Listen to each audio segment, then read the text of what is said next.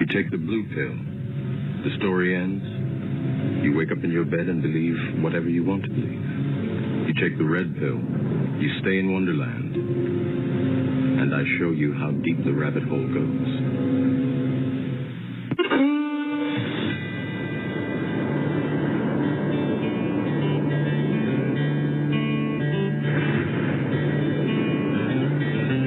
A mighty nation, blessed above all of creation. It was a rare and precious pearl, conceived in faith and liberty, home of the brave, land of the free. It was the envy of the world. But this shining city on a hill has turned from the Creator's will and let evil take control. Now the reckless men who lead them want to strip away their freedom and to steal their very soul. Now it's smoke and mirrors, switching bait, criticize and confiscate and let the guilty walk away.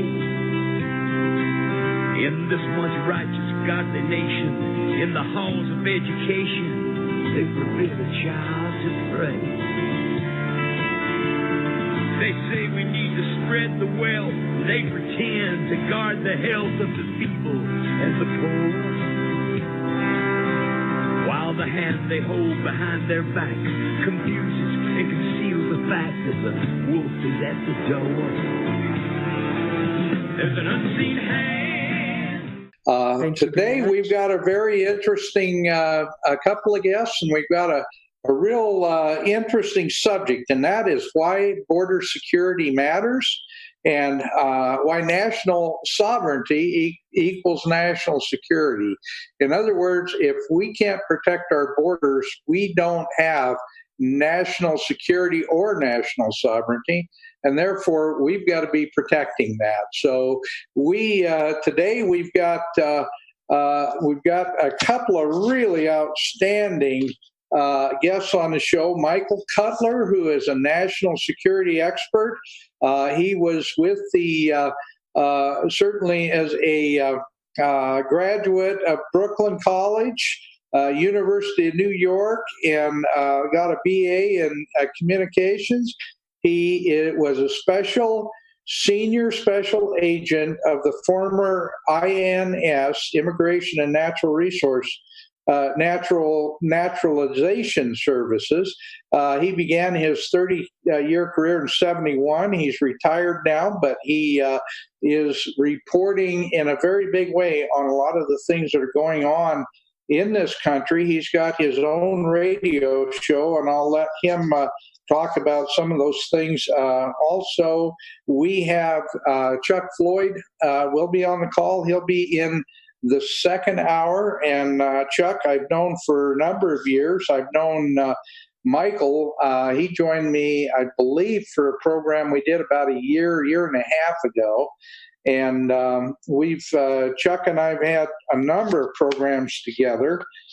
Chuck is a retired U.S. Army officer. He is a CEO and IT consultant with a national security and national security organization to discuss the wall and the security along the southern and all the other borders in our country. And so it's going to be a good program.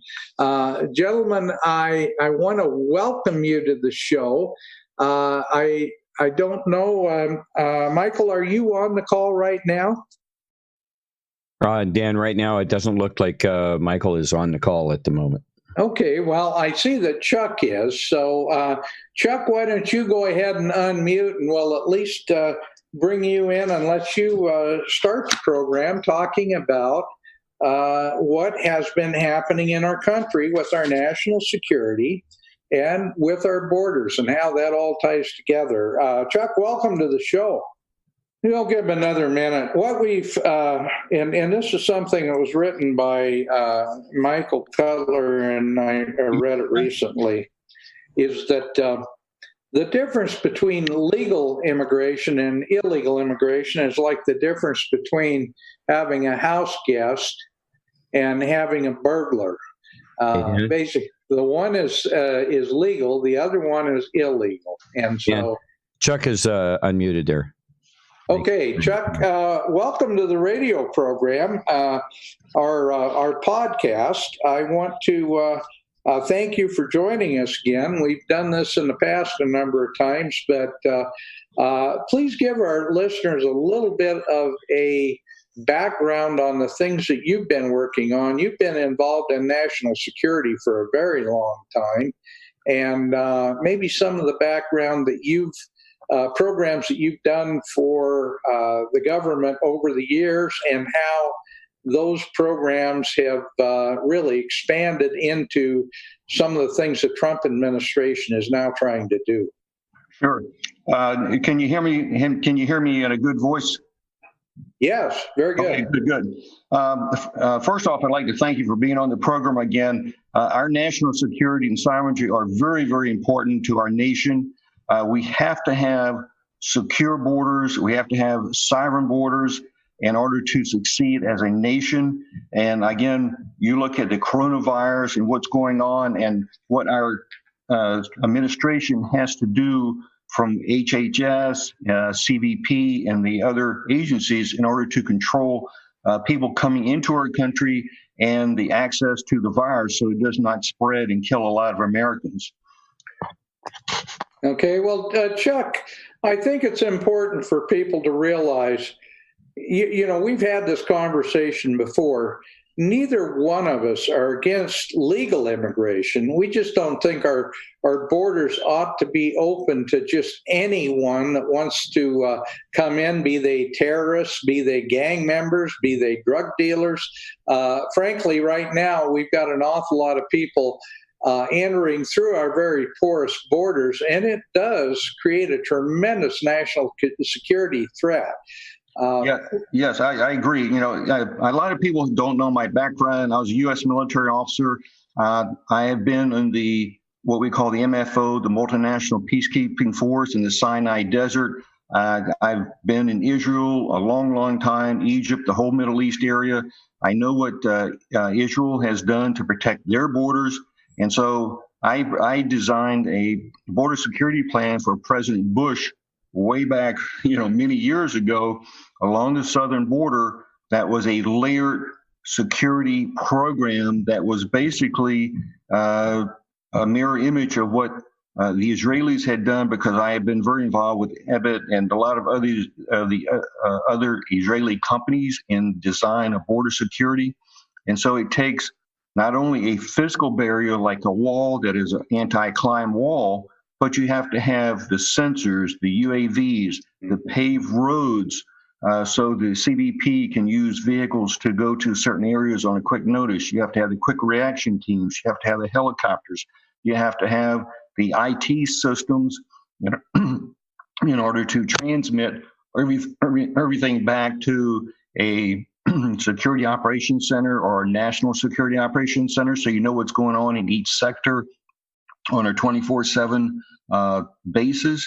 And again, the southern border is a challenge, but it's much easier to monitor and control than the northern border, which has a lot of timber, a lot of woods, a lot of mountains, and other things. So we can do that. And so, I agree with President Trump as far as what we have to do in order to secure our borders. And again, he wants to secure our borders first, then others around the world. The American taxpayer has been supporting border security since the U.S. was established. And during my discussion, I'd like to compare what the U.S. military has done overseas in securing borders and what our CBP, or Department of Homeland Security, has done in securing our borders and their missions and their the number of people involved versus budgets. And then what kind of templates should we have on the southern and northern border in order to protect all of our borders, because CBP has such a tremendous job of not only protecting the border, but also all the ports of entry. Now, a lot of people don't really realize that the ports of entry include seaports, airports, trucks coming in, rail coming in. And so CBP has a tremendous job in securing our border. And if you look recently coming out of Canada, there was CBP caught a shipment of $1 bills in the millions and millions of dollars worth of fake $1 bills coming out of China. Mm-hmm. Yeah, Chuck, it's amazing. But the fact is that we've done a couple of programs on Port Canaveral, on Port Wilmington, on the fact that we've turned over under the Obama administration so many of our ports to foreign players, and that's like letting the fox guard the hen house. I mean, everything that comes in, considering that we only have about 1 or 2% of the cargo coming in actually gets inspected. We've literally created a nightmare in waiting just because we've been so naive to the fact that a lot of these countries that are taking over these ports don't have America's best interests at heart. Yeah, that is true. And so, let me do a quick comparison of the military versus CBP. The military, U.S. military, has 1.38 million active members and 846,000 reserve members with an annual budget in 2020 of $748 billion, which includes the Army, Navy, Air Force, and the Marine Corps. And so when the military is assigned a mission of border security, they have lots of resources. A security mission for the military may be protection of a nation-state's border, an airfield, a camper station, a shoreline, an airspace. Tools that the military include are intelligence services from DIA, CIA, NSA. We have the ground intelligence. We have tanks, artillery, UAVs with munitions on them, like we recently used in Iraq. We have the aircraft, satellite support, cruise missiles, naval support, combat light to heavy weapons. So we have the entire gamut in the military of the toolbox. And some of the borders that we've protected, and again, most Americans know this, is, initially we had the Iraq no-fly zones. And so that really they protected the Kurds and the southern, the Shiite Muslims in the south. And it really kept everything in harmony, because then Saddam Hussein was controlling and keeping Iran in check. Then second, the border security is, of course, the Berlin Wall. Mm-hmm. That was there from 61 to 89. And then from there, we still have the Korean demilitarized zone, the DMZ, which is about 160 miles long and about 2.5 miles wide. And so that's been in the news with President Trump and going to North Korea and trying to get them to denuclearize. And so these are just certain, some examples of the United States going into different countries and securing their borders. Now let's look at CBP.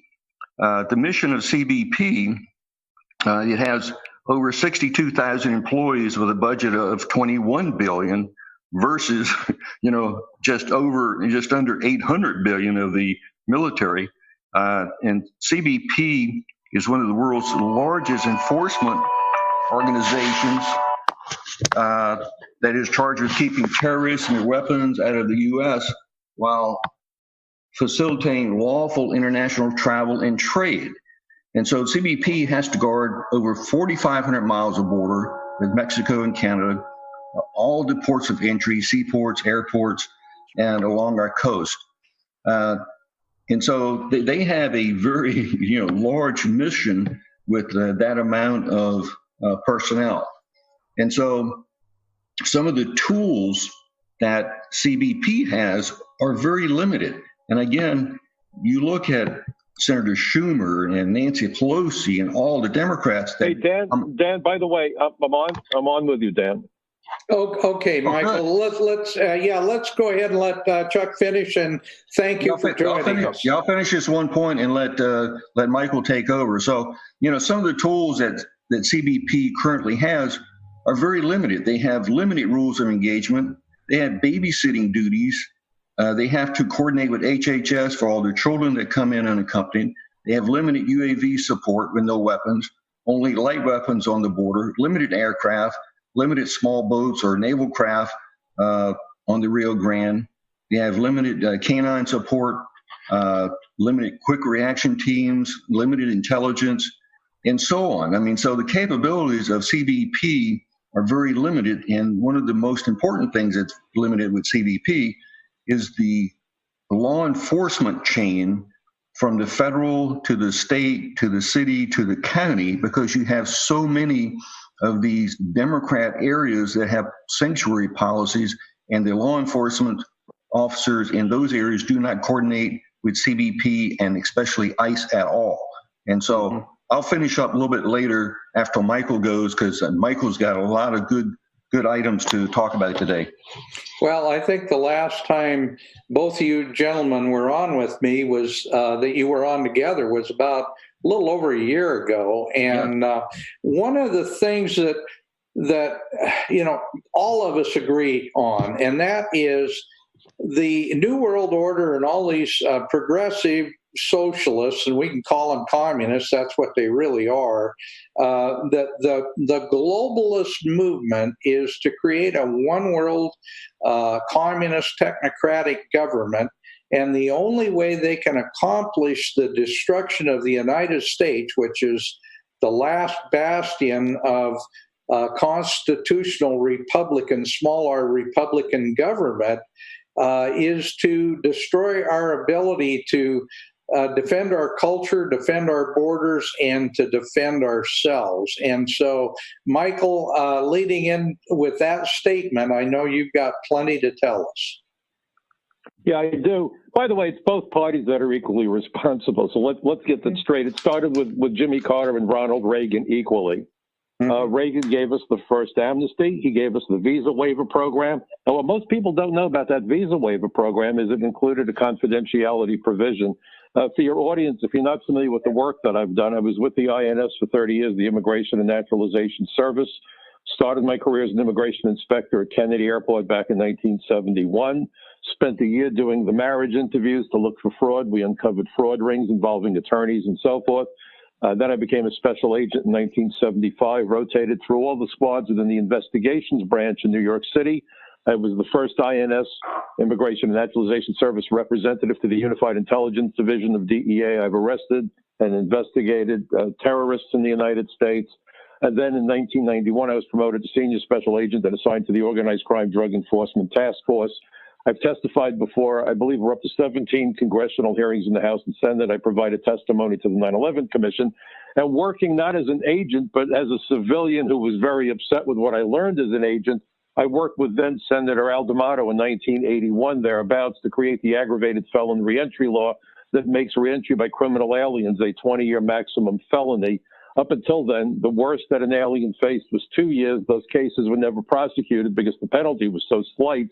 Today, unlawful reentry by criminals is the #1 most frequently prosecuted felony for the Justice Department. Last year, more than 25,000 aliens were prosecuted successfully for that crime. And both sides of the aisle equally want open borders. The difference between the Democrats and the Republicans is the Democrats are telling you what they want. The big issue isn't the Border Patrol. Everyone keeps saying border, border, border. The point is it's interior enforcement that we don't have, and that is what I call a failure by design.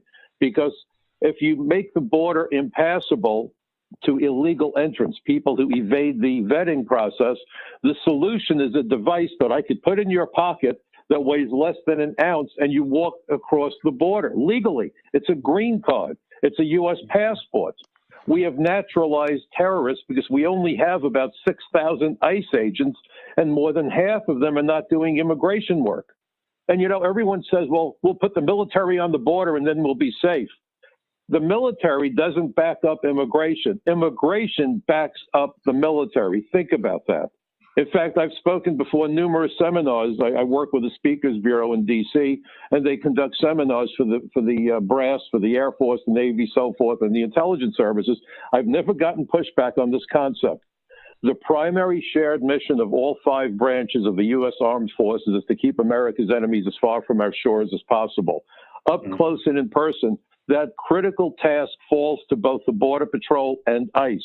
Most of the terrorists who've been arrested did not run the Mexican border or the Canadian border. They entered at international airports with visas they never should have been given. We've naturalized terrorists less than a year before they carried out their attacks. So if we did proper screening, we would probably find those connections. The problem is we naturalize well over 500,000 new citizens every year. So when you have almost no agents who can conduct field investigations, both parties have pushed for legalizing illegal aliens. And the Democrats say that we're going to give them a path to citizenship. And the Republicans say, well, we're tough, no citizenship, just green cards. It doesn't matter. Once these folks are inside the United States, they're here. And they very often acquire multiple fake identities. In fact, when our guys raided the training camps being run by Al-Qaeda, the training manual said, get a minimum of 5 IDs. Now, the sanctuary cities and sanctuary states are actually providing driver's licenses to illegal aliens whose identities can't be verified. And this is where the Democrats have surpassed everybody in insanity. Because, number one, they're blocking DHS from having access to motor vehicle records. Number two, they're giving people driver's licenses. Consider this. I'm not aware of a single terror attack since 9/11 that involved an airplane. Almost all terror attacks today involve motor vehicles. The bombing at the World Trade Center in 1993 involved a truck that was rented by an illegal alien and driven by an illegal alien. They had violated their immigration status. They shouldn't have had licenses. They shouldn't have been here. And they almost brought the tower down sideways. As it was, they killed 6 people, injured well over 1,000, inflicted $500 million with a B in damages because they were able to legally rent a truck that was used in the attack. So now we go through hell to get on airplanes. We have no fly list, but there's no such thing as a no drive list. You have the Democrats who've lost their mind saying, we've got to screen passengers coming in at the airport to make sure they don't have the coronavirus. But these are the same people who don't want a wall on the border, and the wall would prevent the entry of aliens who enter without inspection. So when people enter without inspection, number one, we can't vet them to make sure they're not criminals. We can't screen them to make sure they don't have the virus or any other dangerous disease. In fact, Ellis Island was a quarantine station. One of the responsibilities for the inspectors at ports of entry is to make certain people coming in don't have dangerous diseases. But the problem is both parties have been bought and paid for by the U.S. Chamber of Commerce, whether it's the Koch brothers or Soros. They all want that cheap labor. They want the movement of people across international borders. They want to undermine the wages of American workers. And what the Republicans don't get, I mean, they're sawing a branch off a tree and they're sitting on the wrong side of the branch. We keep hearing how the Democrats want to bring in cheap voters. They do. But if you destroy the incomes of American workers and you move Americans into a welfare situation, the Americans will vote for the party that promises the handout. And which party promises the handout? The Democrats. So the Republicans, driven by greed and the desire for cheap labor and the desire for campaign contributions by the globalists, are doing the work that will ultimately, if we don't stop it, result in a one-party country. That's where the risk is that nobody seems to get. This fascination with the Mexican border has got to stop. Yeah, we need the wall on the border. Get over it. But I compare a wall on the border to a wing on an airplane. Without a wing, the airplane doesn't fly. But a wing by itself goes absolutely nowhere. We need the agents to uncover immigration fraud. Because, again, I remind you that if you give someone a green card, you could build a wall a mile high and run 1,000,000 volts of electricity through it. But we don't block off ports of entry. And that's the other thing when people say, well, the wall on the border is to separate America from Mexico. It's not. It's just to make certain that everybody and everything that enters our country is screened, which is reasonable. I compare it to the velvet rope in the bank that guides you to the next available teller. We want people to come in through the port of entry so we know they're here and we can make certain that we should be admitting them in the first place. But the wall by itself won't end the problem when terrorists can go to a country, get a visa, get a fake passport, consider the problems with the visa waiver program. Nearly half of all illegal aliens in the country today did not run the border. They came through ports of entry and disappeared. Mm-hmm. And the whole point is that we need interior enforcement. But interior enforcement is likely to uncover crooked law firms and employers who hire illegal aliens. Mandatory E-Verify doesn't solve the problem. Everyone says, well, if we have mandatory E-Verify, yes, but if there's no agents, E-Verify doesn't matter. It's like posting a speed limit on the highway, but if you have no cops with radar, who's going to know who's speeding? Who's going to know who's hiring people off the books? Who's going to know who's hiring people who are using false identity documents? So if you really want the job done at the end of the day, we've got to have agents. And by the way, all this talk about having technology on the border is another just huge, expensive boondoggle. During Obama's last year in office, the General Accountability Office did a study about the usefulness of drones, and everyone gets all excited. Oh, we're getting drones. Do you know that drones were involved in fewer than 0.5% of all Border Patrol arrests? And drones cost hundreds of millions of dollars. For the price of one drone, we could put up 4 helicopters with armed Border Patrol agents on board. So when Obama and the Congress found out that the drones were worthless but cost lots of money, they ran to spend the money to create the illusion of meeting the demands of the American people by putting the drones on the border that did nothing to secure the border. Think about that. And by the way, for all the talk about how the Democrats and Republicans wouldn't work together, this last year, would you believe it if I tell you that the United States House of Representatives, by a wide margin, without a single hearing and without a single amendment, passed at least 3 terrible immigration bills, a massive amnesty program for farm workers, which is how the 93 bombers, some of them, were able to remain in the United States. It would bring in lots more foreign workers. And we don't need more foreign workers. We have the American workers. Even President Trump is getting this one wrong. Laura Ingraham took him to task during an interview, and he dismissed her. He said, well, I'm bringing so many jobs to America, we need to bring in the high-tech workers. Baloney, they're here. They're absolutely here. They're being fired and displaced by workers from India. And by the way, Bob Goodlatte, who used to be the Republican chairman of the House Judiciary Committee, pushed H-1B visas like it was candy. Before he came to Congress, Bob Goodlatte was an immigration lawyer who specialized in an H-1B visa practice. We had a major argument, lasted about a half hour, and then he told me that his son would love to see thousands upon thousands of brilliant Indian programmers come to America, which infuriated me. My first wife died of cancer over 30 years ago. She was a brilliant programmer. She had an MBA in computer science. She was a Phi Beta Kappa graduate in computer science, was a member of the National Math Honor Society. And most of the people that she worked with had comparable credentials, and they were Americans. Those Americans are now losing their jobs to Indian programmers who work for lots less. So I did a little digging, and I'm thinking, why in the world would Goodlatte's son want that? Well, if you look up Bobby Goodlatte, you will find out that he got his start with Zuckerberg at Facebook. Silicon Valley is dictating America's policies, and what it is doing is destroying us. And if you look at the way George W. Bush created DHS, I came to call it the Department of Homeland Surrender. In fact, I testified at a hearing, and this is important, in 2005 on the dual mission of the immigration enforcement agencies. And John Hostetler, who at the time was the chairman of the immigration subcommittee, a conservative Republican, he said this about the way that the agency was created, because he was upset that splitting immigration into Customs and Border Protection and ICE violated the Homeland Security Act that created the Department of Homeland Security. They were supposed to be under one roof. And what they did was to not only split Customs and Border Protection from ICE, but then they folded in like 10 other agencies that had nothing to do with immigration. And most of the people put in charge of immigration after 9/11 had zero immigration background or even any concern or understanding of how critical immigration law enforcement is. What most people don't know is the second largest contingent of federal agents who are assigned to the Joint Terrorism Task Force are immigration agents. Think about it. Every alien who enters the United States to commit an act of terrorism is likely violating multiple immigration laws. So one of the strongest tools you have are those immigration laws. And one of the things that George W. Bush did, and this is remarkable, was to spin ICE in half. And most people don't know that. Let me ask you guys a question. Do you know what HSI is, Homeland Security Investigations? I'm sure you've seen it in the papers. Mm-hmm.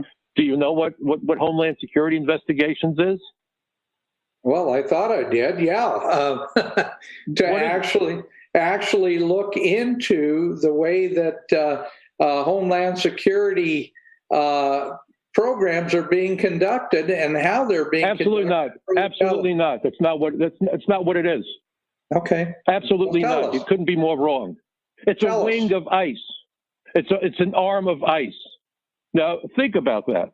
If you go to the FBI, and I had a desk at the FBI for 10 years, I had a desk at DEA for 15 years, those guys only carry one badge. FBI is involved with a broad spectrum of law enforcement.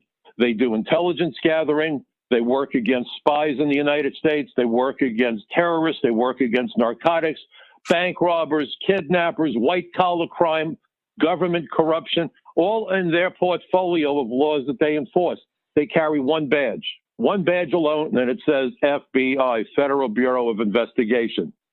ICE is the umbrella agency under which they have a separate agency called Homeland Security Investigations.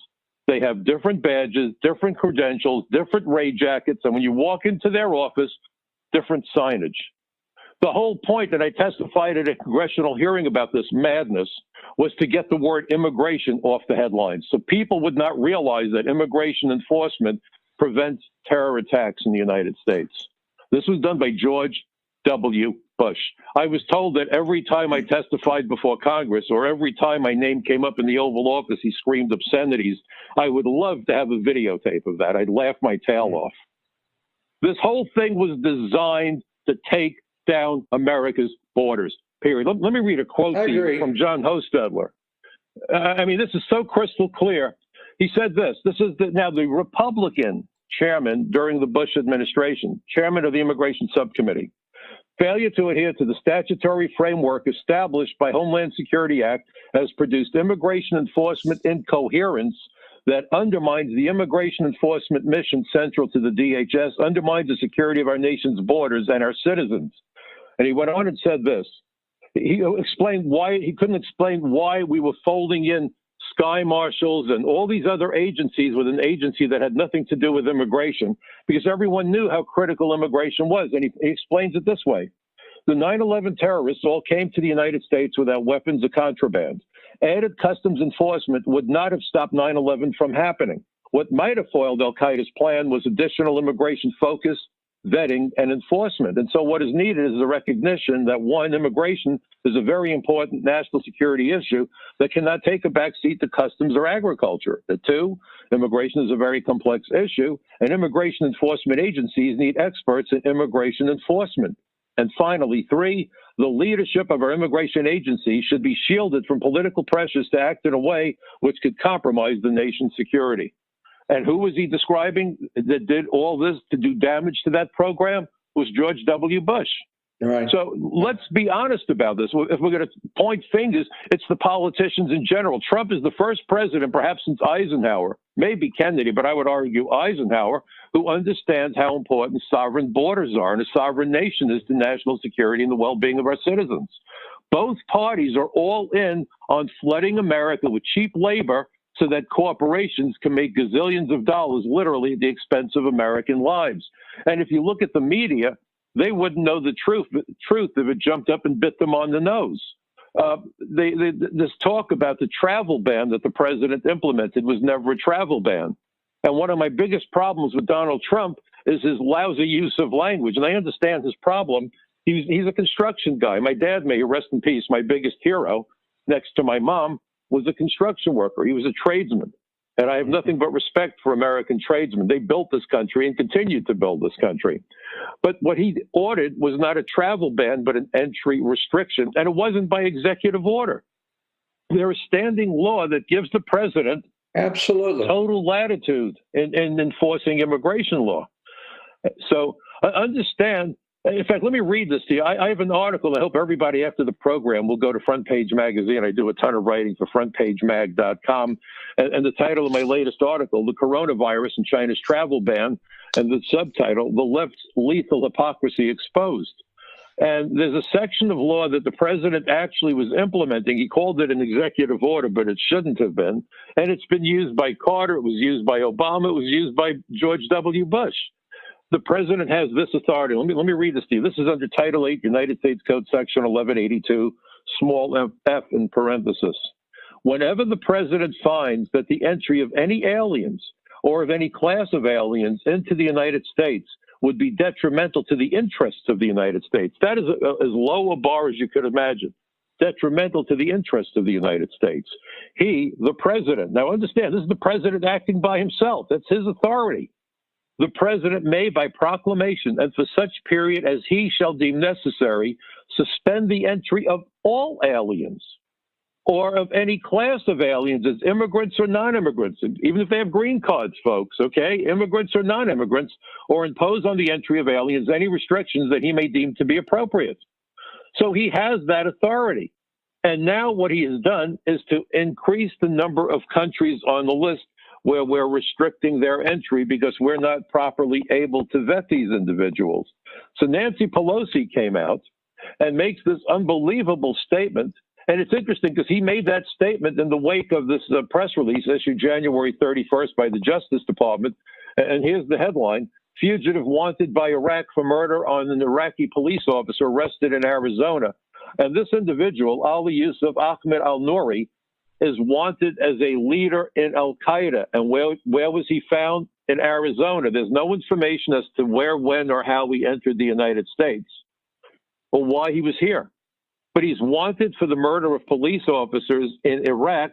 He may well have been here looking to plot another terror attack. We've had lots of terrorists, sleeper agents, particularly people affiliated with Hezbollah inside the United States. Mm-hmm. And by the way, and I've written about this extensively, there's been a string of hearings in the House and Senate about how Hezbollah, which of course is an arm of the Iranian Quds forces, has been operating in close coordination with human traffickers and drug smugglers throughout Latin America.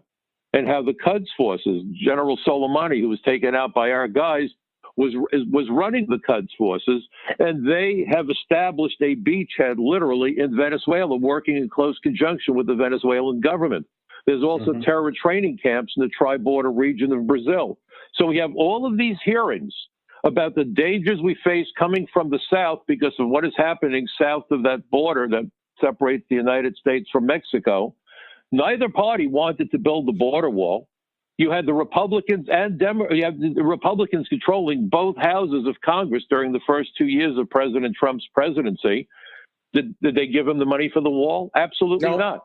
Do they want him to build a wall? Absolutely not. But meanwhile, look at the dangers that are emanating from Latin America. And Nancy Pelosi said that when the president increased the number of countries on that list, that this was actually bigotry or whatever you want to call it, masquerading as policy. Baloney. We have no idea who's entering the country. And I want everyone just to contrast where we are today with where the greatest generation was back in the 40s. When America was attacked on December 7th, 1941, the Japanese fleet killed roughly as many people as we lost to those 19 hijackers on 9/11. Very close number, roughly 3,000. The death count from 9/11 has not finished yet.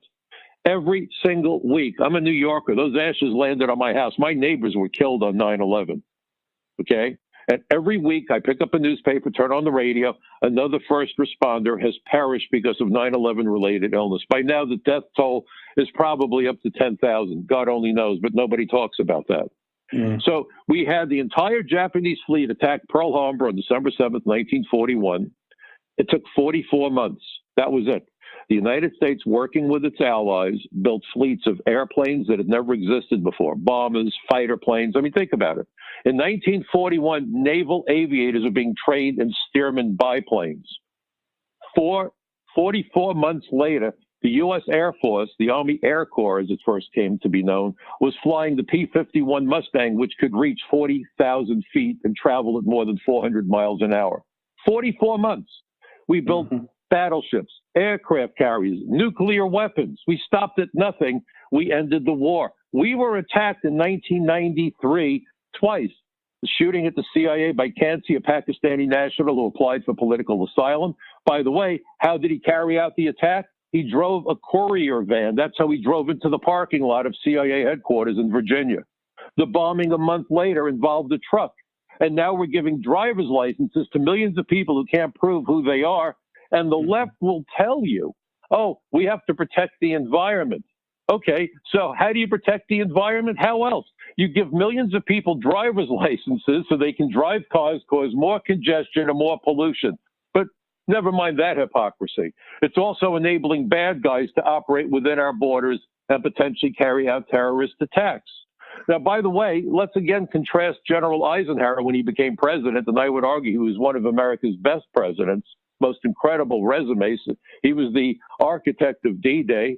He was the supreme commander of Allied forces. When Sputnik was launched in 1957, and I'm old enough to remember that, the next week we were starting to have to learn science in our classrooms. I was always the science bug, so I was asked to actually address my fifth grade class about science and rocketry and airplanes. Eisenhower said, we're going to teach American children science and math so we can continue to lead. It's a dangerous world and America must be the leader. Today, what are we being told by the likes of Ted Cruz? For America to lead, we need to import the world's best and brightest. I almost had a physical confrontation with Cruz. He went nuts.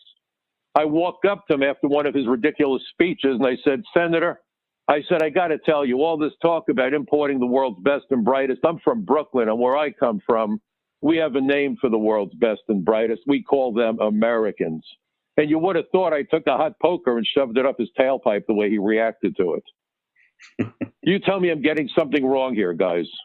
Well, Michael, no, you're not. But the point is, I think all of us who are really keeping track of what's going on, there's two things that we are saying on our program regularly. Number one, this isn't a matter of Republican versus Democrat.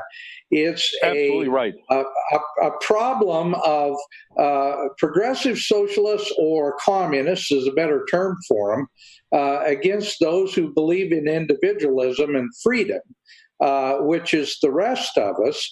And that's one issue. And then the second issue is we have got to be able to defeat this open border idea because it's being promoted by the communists, by the globalists, and they know that if they destroy our society and destroy our culture... Well, I know that, but understand who started it. It wasn't the Democrats. The Democrats were that's why I'm registered as a Democrat. But the Democrats are no longer Democrats, okay? No. The Democratic Party that I joined is gone. It doesn't exist. Right. It morphed into a party of seditionists, anarchists, and totalitarian communists. But it was the Republicans that started the lunacy of importing cheap labor. Yeah. Well, I'm not going to argue with you on that because I'm also a registered Republican. But boy, howdy, do we have a lot of problems within the Republican Party. You know, it's not neocons. Please don't say neocons. It's all of them. Both parties are in bed. And if you want to fight real collusion, look at both parties operating together because they're getting money from the same source. Look, sure. People that write those big checks are their employers. Think about the employer-employer relationship. If you have a job, you go to work, you do what your boss is told if you want the paycheck at the end of the week.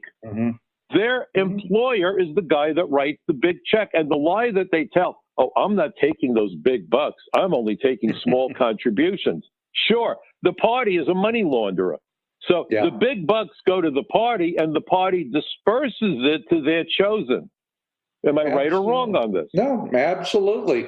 What I want your audience to understand is don't think that on election day, if you can go into the booth and vote against the Democrat, job done, you can go home and turn on the TV. Baloney. No. You've got to look at each individual candidate and realize that some of those Republicans are no damn better than the Democrats. Most of them. I would venture. I would agree with you. I would absolutely agree. And that's the issue. We have got to make them accountable. We need to go to town hall meetings. You need to question them, and you need to go with your friends and you work out a playbook. You know, I did a lot of courtroom testimony. My degree was communications, arts, and sciences, even though I started out as an engineering student. Two of my boys are engineers. I'm very proud of all of my kids, but it's kind of nice having two boys who are engineers. But I used to argue bail for the U.S. attorneys I work with, because you have to understand courtroom strategy, and it applies also when you're dealing with a news conference, when you're questioning people, when you're pinning people down. And so the question isn't to allow these guys to say to you, well, we're going to secure that border.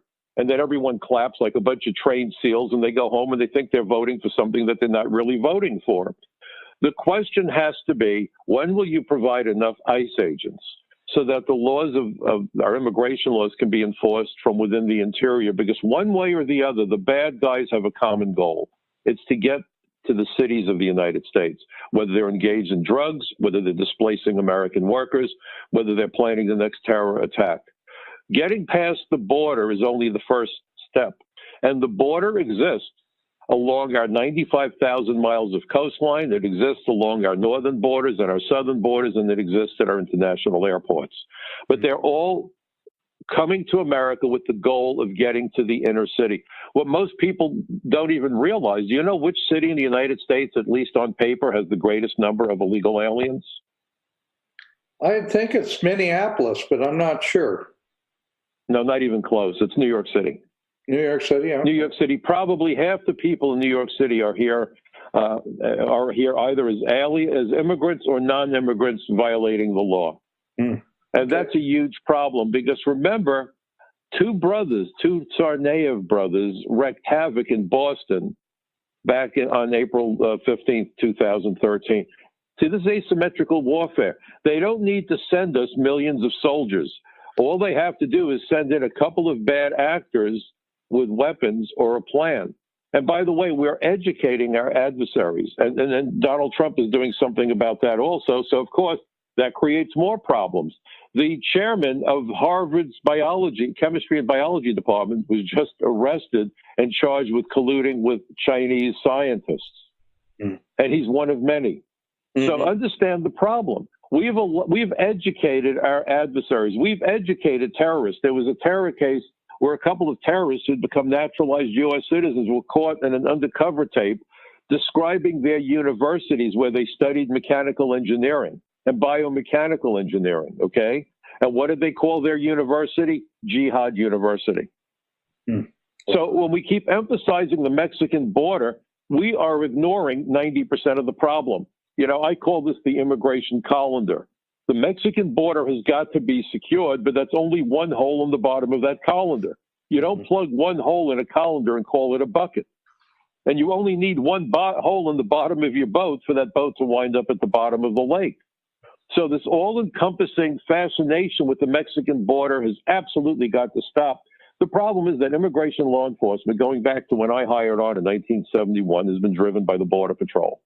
The politicians like it. It's an easy image for people to understand. They see those guys in those uniforms, and it's easy. And we talk about the Mexican border, and that's easy. This isn't about Mexicans. It's not about one nationality or one ethnicity. You know, every race, every religion, every ethnicity has the good, the bad, and the ugly. As an immigration agent, I've arrested murderers. I've arrested terrorists. My first immigration fraud investigation, I was a brand new agent, and usually the new kid on the block gets, clean out the trash, empty the garbage can. So one of my very first cases was a kid coming in from Israel with an altered passport. He had a visa that was good for one entry. He changed the 1 to the number 2, changed the year of expiration because he had been here previously. Everyone thought it was a nothing case. The guy was in custody. They said, Mike, go take a deposition. I started to question him, didn't like the answers, brought in a translator, ultimately called the Israeli consulate. It turned out that he had concealed in his clothing, and I found it, a map of an oil refinery in Israel. He was here to get the money so they could blow it up. The attack was averted about a week before it was going to happen. So from that day on, as you might imagine, I had a wonderful relationship with the Israeli National Police. The point that I'm making is this emphasis purely on Latin America, the Latinos, and all this other business is crazy. And when we hear this nonsense about Latino voters versus black voters versus Jewish voters, we have got to reject it. It makes me furious. If you believe that Latino Americans have different values from other Americans, then you're two things, a fool and a bigot. Americans are Americans. If you want to do polls and you want to figure out where people stand on issues, there are demographics that make sense. I'm retired. My concerns are different from my kids who are working. If you work on a farm, you don't care about mass transit, but you might be concerned about the price of soybeans. If you work in Midtown Manhattan, you could care less about soybeans, but you do worry about mass transit. If you want to look at people who have children, they're more concerned about the school system than people that don't have kids. The guy with the college degree has different concerns than the guy who dropped out of high school and is doing a manual labor job. Those are legitimate demarcations, okay? Those folks do see things differently, and if you want a total picture about America, you should be taking them into account. But how in the world can you come up with these statements about Latino voters and black voters and Christian voters and Jewish voters? If I'm working with a black partner at work, and I worked with many and they were dynamite, just as were the white guys and the Latino guys and the Asian guys, we were part of a team. We didn't go to work and I would say, my friend here is a black guy, so he's got different concerns from me. No, we have the same concerns, the same mission, and the same level of patriotism and devotion to the mission. But pick up the newspaper, turn on TV. How quickly will you see it now with the election coming about black voters and Jewish voters and Latino voters? This is a divide and conquer strategy, and we need to reject it. The one other thing I would argue, folks, we've got to talk to our neighbors, and I have a suggestion. I have a request. I will beg you, okay? Stop getting nasty with your neighbors who disagree with you. Many of them are very decent people, and they're being compassionate. I was given the privilege of addressing a conservative rally down in South Carolina 2 weeks ago in Greenville, South Carolina, Rock the Red. You can go online and see the videos. They've posted them. I hope you like them. I even had the opportunity to meet with Tom Homan, the former director of ICE, and some members of Congress were there and so forth. And, I always hear from my conservative friends, and they are my friends. We should stop not looking at each other as friends if we have disagreements. That's what the First Amendment is about. There was a wonderful rally in support of the Second Amendment in Virginia. We need a rally to support the First Amendment in the United States. And so people say, those liberals, they're led by their emotions. We hear it all the time. And this woman stood up at that event. We were having dinner, and she said, Mr. Cutler, isn't it true that those liberals? And I said, listen, are you married? She said, yes. I said, when your husband proposed to you, did you fill out a spreadsheet to decide whether or not to accept his proposal? I said, don't tell me you're not led by your emotions. I'm doing this program today, and I've been traveling around this country since 9/11 and testifying before congressional hearings. It actually cost me my job testifying without permission way back when. It worked out okay. My name is Cutler, not Custer. I don't lose battles. But the point of the matter is I'm doing it because I'm in a state of pissed off. I'm pissed off that we knew what the threats were, and after the 93 attacks, the Clinton administration did less than nothing to protect us from that threat. I'm pissed off that George W. Bush, with 20/20 hindsight, still de-emphasized immigration law enforcement. I'm pissed off that Barack Obama gave us the unaccompanied minor program that flooded America with members of MS-13 that have killed I don't know how many children in this country since then. In fact, I started investigating MS-13 back in 1991. It was a small problem. It's a huge problem because America has been inundated with criminals from all over the world because of the insanity of our failure to secure the borders and create a sovereign country. So emotions are powerful. My question is, why aren't we getting our fellow Americans to use those emotions of compassion and concern and focus on how we help our fellow Americans? Charity begins at home. And when you have people saying to you, these poor people, they are. Look, I've arrested thousands of illegal aliens, and in many cases, I felt bad for those folks. They're being exploited. They should have opportunities in their home countries, and they don't because the United States has become a safety valve for the oligarchs of countries like Mexico. Mexico is something like the 15th largest economy on the planet. There's no reason for the rampant poverty that they have in Mexico. President Trump is right for trying to change that dynamic through the new trade agreement. I don't know all the particulars, and it's not outside my area of expertise, so I won't comment on the trade agreement. But I will tell you that there's no reason for rampant poverty in Mexico except for the corruption of the oligarchy that Mexico has. And right now, that Mexican oligarchy is the model for the American billionaires. They want to turn America into Mexico. And if we don't stop them, they will. As it is, the purchasing power of the average American is in the tank. I mean, goodness, you go online to look for a pair of shoes, they'll tell you how you could buy the shoes in 4 installment payments. Where did we ever think that we would live in a country where buying shoes would be considered a luxury? Understand what has been happening to our economy. Look at homelessness. And they will tell you, oh, that's because of drugs and mental illness. Part of it, yes. But a big part of it is that we have flooded America with foreign labor that has suppressed wages and displaced American workers. And as you import more would-be tenants, supply and demand kicks in, and it shoots up the price of real estate. The house I'm living in right now is the house my parents bought when I was 11 years old. It took roughly 4 years' worth of my dad's annual salary as a tradesman to pay for the house. Today, my house would require about 10 years of an average tradesman's pay. So certainly, income is not keeping up with inflation. And what does that lead to? More homelessness, you see? So we've got to understand that while our neighbors are demonstrating compassion for these children, and I feel terrible for them, I really do. You know, the bad guys who come here are a problem. You can't tell the good guys from the bad guys without a scorecard.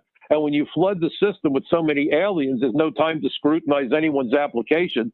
So that creates more of a headache. It's almost like the Calais deception. Those who are familiar with World War II, we convinced the Germans we were going to come through Calais and not Normandy, so they had to divide their forces. That's happening on the Mexican border. It's happening throughout the immigration system. This is dangerous. But the individual illegal alien who comes here to be exploited is in a terrible spot. Most of those women, before they come here illegally, take birth control pills because they anticipate there's a strong likelihood they're going to be gang raped along the way. These are desperate people in a desperate spot. So instead of declaring them the criminals, the real criminals are the politicians and corporations on both sides of the border that want the status quo to be maintained. You see, the immigration system isn't broken. It's a delivery system. And it delivers an unlimited supply of cheap exploitable labor, an unlimited supply of foreign tourists and foreign students, and for the immigration lawyers, and they're on both sides of the aisle, it delivers an unlimited supply of clients.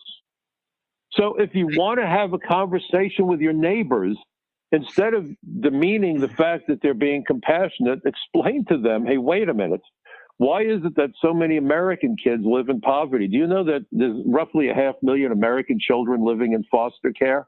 So when you see the media showing the pictures of those children being detained at the border, and by the way, they came here and maybe not even with their own parents. Many of those kids are either being rented out or possibly kidnapped. It's irresponsible to turn them back to any adult who claims to be their parent. And very often they use children who are under 3 years of age. Why? How do you question a child who's 2 years old to figure out who brought him here or who brought her here? So get your neighbors to understand that they are being played for fools. We all are. This is a con game that is being run against us. And if people understood the way that they've been conned, you know, look, IRS arrests some guy for tax evasion. Isn't he taken from his children? Why is that not in the newspapers? But if you arrest an illegal alien, that's going to make the press. What the press is doing is to become a propaganda machine. The last point I want to make, I know we're almost out of time. Stop saying things are being politically correct. It sounds like we're being too polite. This is Orwellian newspeak. This is about controlling thought through the control of language. There's no such thing as political correctness. This is Orwellian newspeak. This is propaganda being used to alter Americans' understanding of the issues. I hope that's helpful to you guys. Well, Michael, I have to tell you, we don't disagree on anything. There's more to add to that. When you say that about they're trying to make us hate one another and fight with one another, we've talked about that many times on this program. But on top of that, we've sent so much of our industry and the wealth building that this country had offshore to enrich a bunch of globalists. And so it's a multi-pronged attack, and the immigration is just one more part of what globalism is all about. Hey, Dan, this is the key issue. I'd like to enforce two items that Michael has talked about. One, after Obama sent Iran the billions of dollars in cash, his State Department gave thousands of visas to family members of the Iranians who were in charge of Iran to come to the U.S., thousands of them. And if you remember, 60 Minutes did a study or expose on TV about homelessness in San Francisco, and there was a U.S. postal worker that had a full-time job delivering mail, and she could not afford to live in San Francisco, and she had to live in a trailer on the street. And so she applied to move out of San Francisco, and she moved to Texas. Which goes back to the point that I've made. Immigration is so critical because there isn't an issue you can point a finger at that's not getting slammed by it. Yeah, I hear you, Michael. What you're saying is exactly right, because we've been living under this false left-right paradigm. We've been living under the assumption that all this strife, this racial, gender, everything you can think of, they're trying to use, and they're creating such enormous mass confusion. Well, yeah, and it's mass confusion. As a wedge, it's divide and conquer. It's a divide and conquer strategy. Absolutely. And what did Lincoln say? A house divided against itself cannot stand. Isn't that true? Right. Yeah, and it's just one more way, and frankly, completely open borders and uncontrolled, it will destroy our American society as we know it, because at some point we'll become like Europe, where they can't even control any of the immigration. And look at what's happened to Europe. And that's why England just bailed out, and that's why you have Brexit. Absolutely. England did it because they're coming to their senses. Well, and they've almost lost their country as a result of that, because right now they call London Londonistan, because there's so many illegals and legals living there that the country is not, the city is no longer English. It is now Pakistani and all different Middle Eastern countries. Yeah, I mean, this is crazy stuff. It's a dangerous game that's been foisted on us, and we've got to stand up. But we've got to get our neighbors to understand the issue. And that's why the insults really need to stop. It's one thing I wish Trump would stop doing is the insults. He's better than that. He's smarter than that, really and truly. We've got to look at our fellow Americans as just that, fellow Americans. When I hear this nonsense about white privilege and you see the anti-Semitic attacks in New York, this is the game that Hitler played. Vilify one group so one group attacks the other group, and that's how we wound up with the Holocaust. My family was decimated in the Holocaust. I'm Jewish. And we need to understand that as Americans, we need to find common ground, and we need to understand what's being done to us and what's being done to our children and our grandchildren. And it's going to take the guts to stand up and be heard. People say to me all the time, aren't you worried they're going to accuse you of xenophobia? And I tell them very simply, if they want to make that accusation, let them go for it. I grew up in the schoolyard in Brooklyn. I used to have my share of fistfights. So be it. I'm not recommending violence. Don't misunderstand my point. But at some point, you've got to stand up and say, I'm not buying into your nonsense anymore. Enough is enough. We have to discredit these imbeciles. And again, it's not just the communists. You have corporatists. We have corporate welfare. It's remarkable. The left talks about corporate welfare. The worst example of corporate welfare is the importation of cheap labor. That's corporate welfare. Think about what's being done to jack up the profits of companies, but they're stupid. Because I'll just tell you this. When I was in Alabama, I addressed their Rotary, and I thought this is going to be a tough sell. And I said to them, we're always told that freedom isn't free, and we always presume that we're talking about the unbelievable sacrifices of our men and women in the armed forces. And we're talking about the sacrifices of the first responders, police officers, federal agents, the EMTs, the firefighters, and so forth. But I said, even if you're not engaged in those activities, you are not off the hook. If you are in the position to decide who to hire and who to fire, you must only hire those people lawfully entitled to work in the United States, irrespective of race, religion, gender, I don't care. Hire the most qualified. You need to pay them every last nickel you could afford to pay them, because if you destroy the middle class, you're destroying your own consumer base. Who's going to buy whatever it is you're peddling if they can't afford to buy a hamburger? And do you know, I got a standing ovation, and 6 months after that speech, I'd like to believe that one had something to do with the other. Alabama passed an immigration law that paralleled the Arizona law. We've got to understand that this blind greed that we're experiencing in America has got to stop. Look at what happened with Boeing and the 737 MAX jet, and that idiot CEO that they just got rid of with his golden parachute, my goodness, was angry that they grounded his airplane even after two of them made smoking holes in the ground and killed over 300 people. There's no end to corporate greed, and we've got to rein that nonsense in, because that's a big part of the problem. They're the ones who are writing those campaign contributions to the politicians who do their bidding.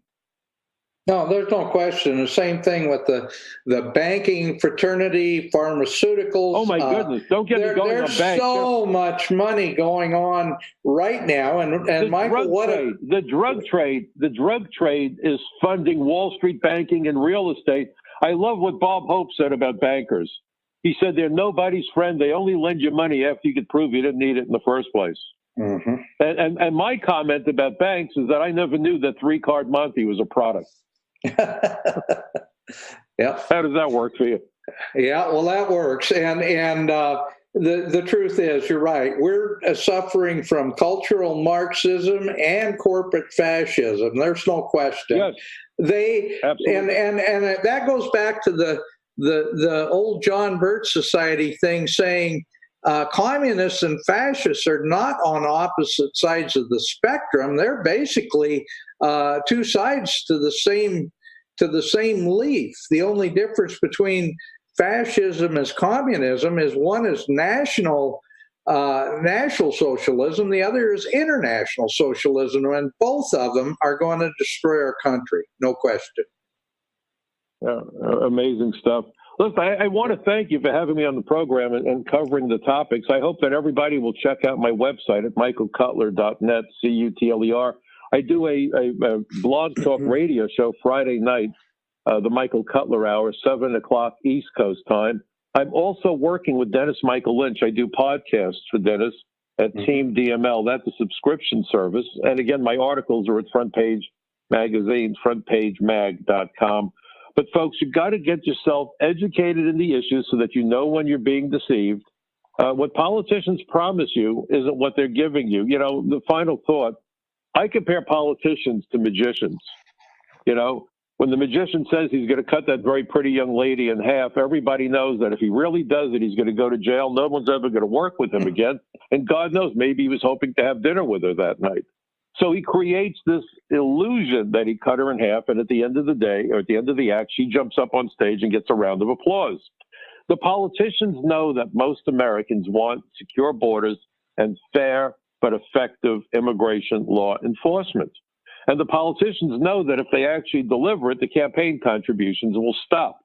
So they create illusions that they're meeting the demands of the average American while making damn sure that that delivery system works as efficiently as FedEx and UPS combined. So the first step along the way is to arm yourself with the fact, confront the politicians about this, confront the news media, tell them, listen, we're not going to buy the products that are being peddled on your show because we know you're not telling us the truth.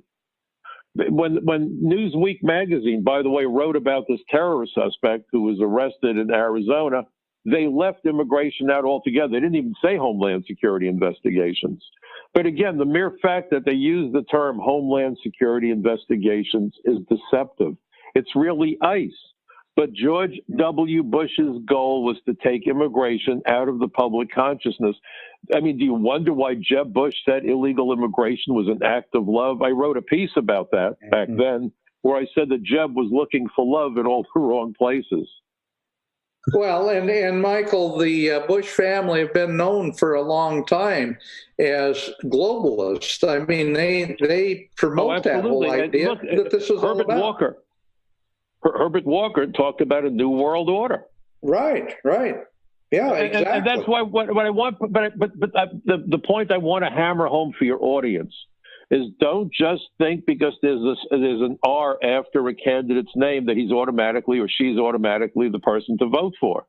Right. And we've got to get involved in the primaries, and we've got to make it clear to them. And the other thing that most people don't know, and this is something that I've learned by being involved with Washington, one of the advantages I have on the issue is, number one, I worked with D'Amato to create the Act felon law, so I learned about the politics of this. I've been before all those congressional hearings. I understand how Washington operates.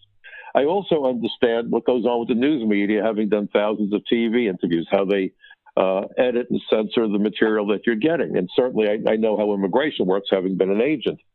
But the issue that most people don't realize is that half the members of Congress don't read anything. They have 26-year-old kids who went to the Ivy League schools who drank the Kool-Aid with not one but two straws, and they're arrogant. And I remember having meetings with members of Congress where it would take me a minute or two to get them to change their opinion about key issues instantaneously. And probably the best example I can give you of that was when I was in Washington about 3 years after 9/11 to be part of a panel discussion on terrorism. I was writing for a website, and I did it gratis. I just wanted to educate our fellow Americans, having lived through 9/11. I'll be honest, anyone who was here is not the same. I still have nightmares. Many of my neighbors still have nightmares. To see those ashes land on us, to see my neighbors literally out in the middle of the sidewalk screaming at the top of their lungs, some people coming home covered with ashes, many people not coming home at all. How could you ever be the same after a day like that? But what most people don't realize is that by approaching these politicians and getting them to listen, you can make a difference. So we did this panel discussion on terrorism. And Jim Sensenbrenner, who at the time was chairman of the House Judiciary Committee, and I have tremendous respect for Jim Sensenbrenner. I did a hearing for him in Iowa, a field hearing as well, and I think he's terrific. And Sensenbrenner came up to me, and there's no mistaking him. The guy's huge. And he grabs my hand and says, Mr. Cutler, it's good to see you. I said, you recognize me? He said, absolutely. Well, this was a week after he had supported George W. Bush's guest worker program. And I hooked a word onto it. I was doing a lot of stuff with Lou Dobbs in those days, and then Lou used it also. So it became known as the guest worker amnesty program. It's amazing what one word can do to the understanding of an issue. And he came out in support of it. And I said, Mr. Chairman, it's great to see you. I'd love to have a 30-minute meeting with you. And he said to me, Mr. Cutler, he said, we would have to arrange that. I'd have to talk to my scheduler, my chief of staff. I said, listen, I'll make it easy. Can you give me 30 seconds right now? He said, I'll give you a minute. What are we talking about? And I said, you gave a speech a couple of weeks ago or a week ago, and I haven't had a good night's sleep since. And humor is a good way to get people to stop and listen. And he said, well, I presume you're concerned about national security? I said, well, I'm sure as hell not going to discuss my sex life with you. And I told him, because, if I can't get a good night's sleep, I don't want you to sleep either. And everybody in the room, including Sensenbrenner, laughed. He said, what's the problem? I said, you came out in support of the guest worker program. He said, what's wrong with it? I said, how in the world would you prevent a terrorist from getting official ID and a fake name and using that ID to embed himself and carry out another deadly attack? He said, wow, I got to give that thought. He started to walk away. I thought I blew it. He got about 10 feet, 20 feet away from me, stopped short, came back to me. He said, okay, Mr. Cutler, you have my undivided attention. What's the deal here? I said, imagine if Osama bin Laden walked into an immigration office and he got rid of his Fred Flintstone desert getup and either put on an Armani suit or sweats and sneakers. And he put on elevator shoes, so he's 2 inches taller than we thought he is, and he changes his eye color with contact lenses and gets a haircut. Then he claims his name is Donald Duck. Within 48 hours, Donald Duck would wind up with official ID that he could use to get a driver's license, credit cards, move around the country freely, get a job that even if it didn't have national security implications, might have critical infrastructure implications. I'm scared to death over who works in our food processing plants, for example. Mm-hmm. And he looked at me and said, I'm never going to forget this. And he got up and gave his little speech. And in the speech was remarks about the guest worker program, because those speeches are prepared by the staffers. And as he walked out of the room, he pointed to me and gave me a thumbs up and disappeared. A week later, I happened to be channel surfing. I was one of 6 people watching C-SPAN, I guess. And there was Sensenbrenner doing a news conference, and I watched and watched and watched. And finally, some reporter said to him, Mr. Chairman, how soon will they implement that guest worker program so we could put all those immigrants to work? Of course, meaning illegal aliens. And that's not political correctness. Again, that's Orwellian newspeak. Start calling it what it is, folks. Stop saying political. It's Orwellian. Tell that to your friends. It's Orwellian. And he changed his whole demeanor. And he got very serious, and he turned to that reporter. And he said, let me tell you about that guest worker program. That's only going to happen over my dead body. And that afternoon, I got a call from one of his staffers, and they said, what the hell did you tell the boss? He came in here in a state of rage. And I told him what I told Sensenbrenner. And Sensenbrenner killed it. And he told his staff, this bill has the potential to get lots of Americans killed. He said, Mr. Cutler was right. You know, I wrote an op-ed for the Washington Times back in 2006 because I had done 4 hearings on the guest worker program, on comprehensive immigration reform, and all this garbage. And I compared that hearing where I testified with the countdown for the launch of Space Shuttle Challenger. My original dream was to be an aerospace engineer. I did a little flying as a kid. I met some of the astronauts. I went down to the Cape and saw the last moon launch. It was a nighttime launch. I'll never forget it. It was so spectacular. And I said, the purpose for the countdown is for the experts to weigh in as to whether or not they should go forward with the launch. The purpose for the hearings is for the experts to weigh in as to whether they should go forward with the legislation. I said, think what happened when they launched Challenger on that cold January morning in 1986 against the advice of their best experts. 71 seconds after liftoff, we had a catastrophic explosion. We lost the shuttle. More significantly, we lost 7 valiant astronauts, irreplaceable lives. I said, today, it's over 300 million American lives that hang in the balance. And if we're going to talk about this piece of legislative detritus, let's call it by a more honest name. So I suggested that we henceforth refer to comprehensive immigration reform as the Terrorist Assistance and Facilitation Act. Senator Sessions, who at the time was the senator from Alabama, liked it so much, he quoted me from the floor of the Senate with attribution on 3 separate days and then sent me a certificate. I'm actually looking at it right now. It hangs on the wall of my office at home, where he said that it was his belief that my words that he was able to use from the floor of the Senate convinced enough of his colleagues to defeat a very terrible, dangerous piece of legislation. By the way, think back to Mr. Obama, who said Congress failed to act. Congress discharged its lawful, constitutionally required duties of oversight, of check and balance. That's not a failure to act. It was acting and acting appropriately and responsibly. We've built a mountain of lies in America, and you saw it in rampant display at the so-called impeachment hearing. And the screaming by Chuck Schumer, Chuck, who used to be my congressman, but was never my representative. He and I locked horns a number of times, saying there were no witnesses. There were witnesses. There were witnesses before the Congress, before the House. And the president had no opportunity to confront them. So when they say there were no witnesses, a lot of Americans who have an attention span shorter than goldfish will walk around tomorrow morning and they'll go to work and say, isn't that awful? They had no witnesses. No, they had 18 damn witnesses. But you see, people have a short, you understand how this plays out. No, sure. And words matter. They did an experiment in psychology where they showed people a video of a crash, car crash. And depending on the words used by each group determined how violent these people perceived the crash to have been. When they called it a collision, they thought it was a slow crash. When they called it a crash, they thought there was broken glass and more damage than there was. In fact, there was no broken glass. Okay? And then they had them come back a week later and again reinforce it with that language, and they thought it was even more damage. You know, they asked about the survivability, and some of these people thought that people couldn't have lived through it. It was a minor collision. But the language that was used, because our memories aren't computers. You know, it's not a videotape where you run the videotape and there it is. Over time, our memory is altered.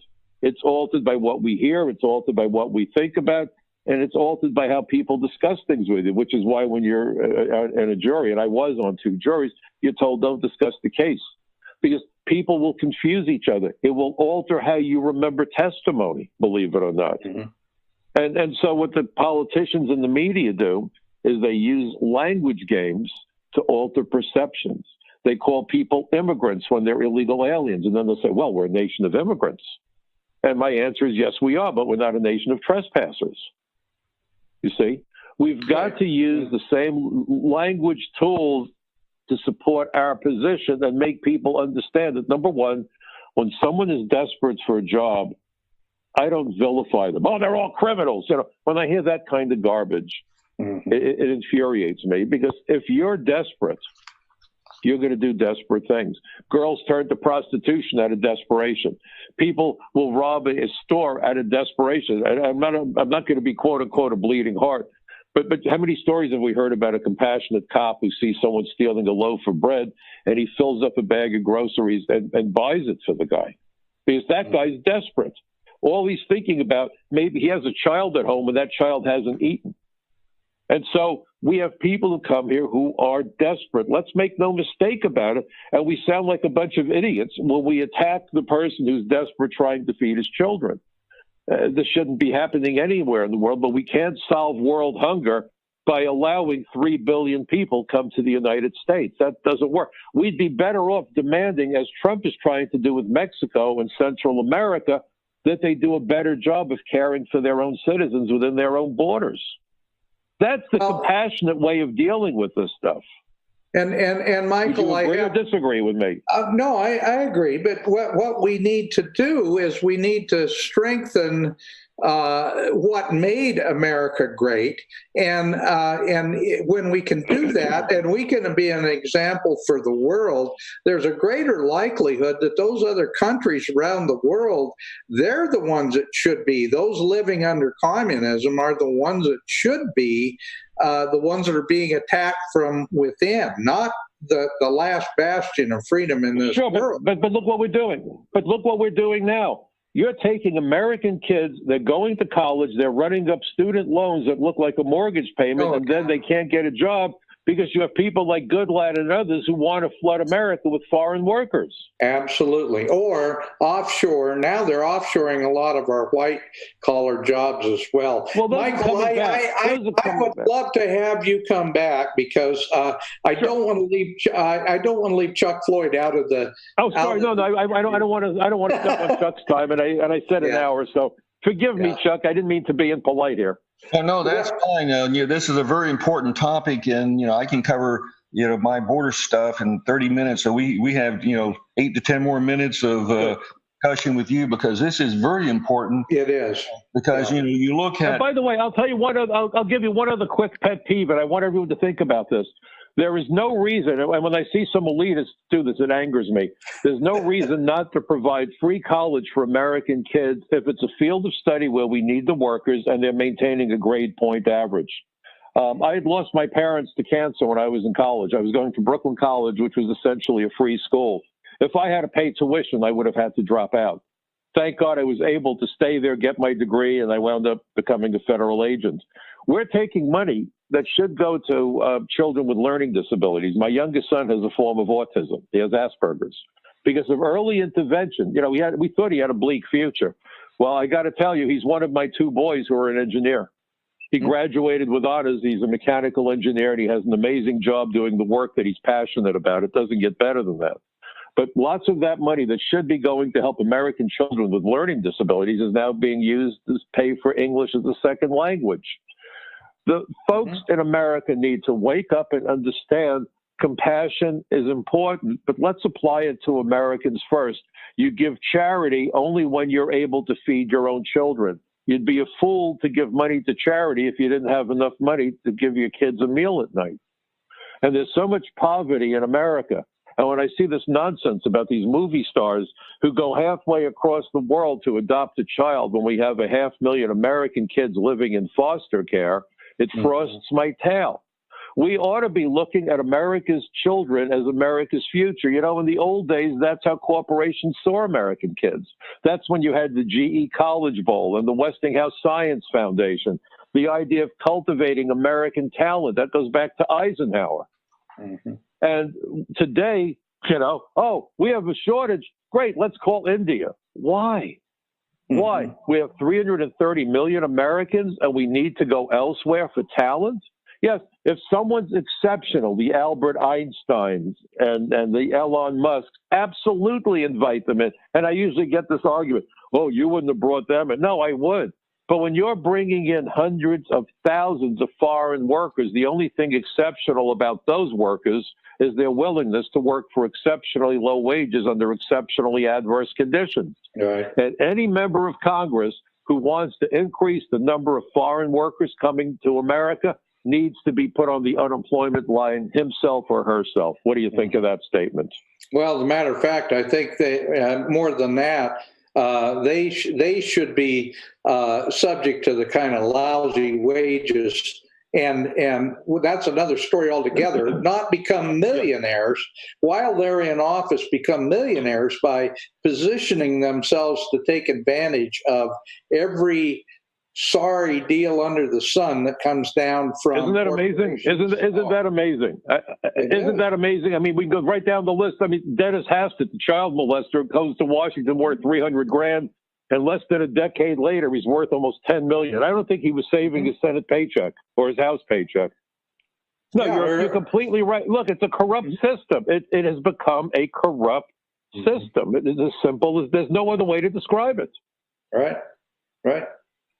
Well, Michael, by the way, but here's the final point. I'm a registered Democrat. You're a registered Republican. How far apart are we, folks? In truth, not very. As Americans, we're standing shoulder to shoulder, aren't we? Yeah. In truth, not very far apart.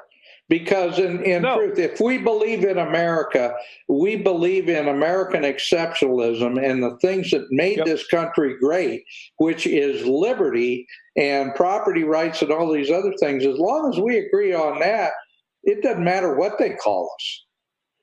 Absolutely. Just don't call us late for dinner. Well, Michael, it's always a pleasure. And yeah, I do want to get Chuck back into the conversation. But let's do this again sometime very soon, because this is fun and we do have a great discussion. Again, we will give you just a minute here. Talk about how our listeners can learn more about you and your websites and so forth. Sure. Thank you so much for that. Yeah, thanks, Dan. Yeah, my website is Michael Cutler, C-U-T-L-E, or michaelcutler.net. My blog talk radio show is the Michael Cutler Hour, appropriately enough named that way. It's on Friday nights at 7. If you go to the website, though, you can listen to podcasts. I do podcasts for Dennis Michael Lynch at Team DML. That's a subscription service. And I do an awful lot of writing for Front Page Magazine, sponsored by the David Horowitz Freedom Center, frontpagemag.com. My latest article about the coronavirus and the Chinese travel ban, which is a true travel ban, by the way. And please, folks, get involved. You know, this is about being good parents and good grandparents and being good Americans. And we've got to have the courage to stand up and get our voices heard. You know, it takes guts. And, you know, when people say, well, I'm only one person, what can I do about it? It's individuals who write history. It's individuals who make the difference. We all have the potential to make a difference. It's just about, you know, getting our head in the right direction and getting it done. And we can make a big difference. And we have to, because the threats right now are that serious, and we need to stand up and get our voices heard. And this program does a great job of doing that. So I thank you for what you do, Dan. Well, thank you, Michael. And yes, we need to remind our listeners that 3% of the population of the colonies were responsible for the winning of the Revolutionary War. So you can make a big difference individually, and we need to do that. Michael, thank you again. I appreciate your taking the time, and we'll make sure that we don't wait a year to do this again. Sounds like a plan. I'm looking forward to it. Have a great evening. And the floor is all yours, Chuck Floyd. Sorry about that. I'll talk to you later. All right. Be well, guys. Have a great evening. Thank you. Thank you, Michael. Chuck, yeah, you sent us some pictures. You sent us some information that we're going to start putting up on screen. But please start talking about some of the things that you see that are issues that we need to be dealing with. Sure. As I started before, there's a big difference between what our military's done overseas to protect other nations' borders and what we do to protect our own border. And Michael is right about all the political stuff, the policies, procedures, the visas, and all those sort of things. That's all part of what we have to solve. But the estimated cost of illegal immigrants in the U.S. is $200 billion a year. This is for prison. It's for schools, hospitalization, everything. And so the cost of illegal drugs is in the trillions of dollars. Mm-hmm. And so with a lax border security system and immigration policies over the last 40 years, the U.S. has allowed over 1 million gang members and drug pushers in the U.S. due to the southern border and the drug cartels. And so if you look at just CBP's budget of $21 billion, the budget of ICE and DHS, and the border wall is a $30 to $40 billion price tag, and the cost of illegal immigration is $200 billion a year. I mean, it doesn't take a rocket science or a person or a member of Congress to really figure out what's what. And so I'd like to talk about what border solutions work for the different issues. One, for the massive immigration influx, and two, for the drug cartels. And up front, I would like to really congratulate President Trump and his trade team for the USMCA, what they've been able to accomplish, because believe me, there were lots of discussions from the White House to Mexico on controlling the border, doing their part to ensure that they control their own immigration policies, because that had a lot to do with the trade policies for the USMCA. And so, again, President Trump was right. Mexico is going to pay for the wall. Yes, they're going to pay for it because of the USMCA and the trade policies. And you look at what Mexico is doing as a true partner now in controlling these mass caravans coming into the U.S. So President Trump has done more to solve the illegal immigration problem from the executive branch than members of Congress have done in 40 years. Mm-hmm. And so he has really put a lot of pressure on Mexico and Canada to ensure that their borders are more secure, and they work with us on security, all according to the USMCA, the trade deal. So that's very, very important. So if you have some comments, you can talk about that. But the picture that you have up now is a picture of the new border wall, which is an anti-climb wall, and also you can see through it from the bottom. And again, the Customs and Border Patrol have put in a layered sensor, a layered security system with sensors, asphalt roads, and all the other things that I had mentioned earlier. And so this is key. And so if do you have any comments on that so far? And then what we'll do is we'll talk about the different issues from the solutions on protecting the border from immigration versus the drug cartel. Well, I know that, a lot of people are focused on the southern border because that's where a lot of the drug cartels, a lot of the human trafficking is coming from. But I know in Montana, I've had Larry Kogan on my radio program before, and Larry's been talking about how the northern border through the Native American tribal members are bringing in a lot of Islamic terrorists through those reservation lands, and that's something that's totally uncontrolled. So I recognize what Michael was talking about, but everything we can do to make illegal immigration difficult and make legal immigration normal is exactly what we need to be doing. And frankly, that if we have to put walls up, I think we have to do that, don't you? Absolutely. And, the picture you have up now is an example of legal immigrants coming to the border, changing clothes, and just trashing the place. And there is an environmental mess on our southern border. And the Democrats and the progressives don't want to even talk about the environmental issues on our southern border because of the drug cartels and illegal immigration coming across. So the northern border, as I said before, is a very difficult border to secure because of the number of lakes, all of the mountains and timber and woods, and because you can't use sensors in those areas, you can't see anything. And so the tribal lands are really a problem.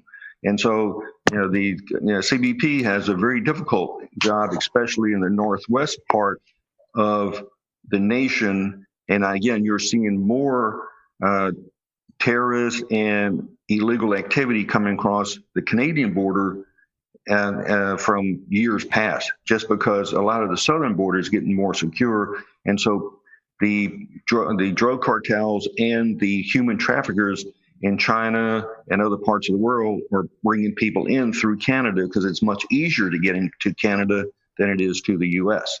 Mm-hmm. It's also much more rugged terrain. I live in Washington, about 100 miles south of the border, and that is very, very rugged terrain there.